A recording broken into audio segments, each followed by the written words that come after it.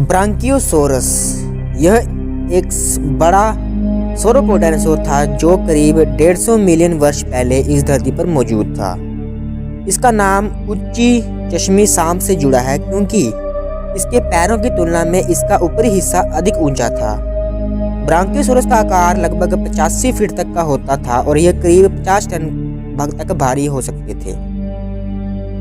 इसकी पूंछ की लंबाई और पूंछ वाले ताज की मदद से यह ऊंचाई पर जंगल के पेड़ों तक पहुंच सकता था और खाने के लिए पत्तियों को तोड़ सकता था।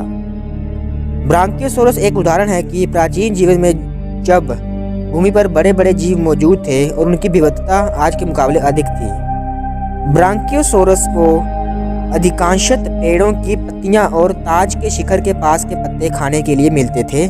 इसकी लंबी गर्दन और पूंछों की मदद से यह ऊंचे पेड़ों के शिखरों के पास भोजन की खोज में जा सकता था। इसके चारों पैर समान थे लेकिन पूरी तरह से स्थिर नहीं थे। यह अधिकांश धीमी गति से ही चलते थे लेकिन यह अपनी विशालता के कारण अधिकतर जीवों से अधिक स्थिर था। इसकी आंखों की उपरोक्त चश्मी की वजह से इसे पर्यावरण में अधिक आदर्श प्रतीत होता था। यह अधिकतर अफ्रीका और पहाड़ी इलाकों में ही रहते थे।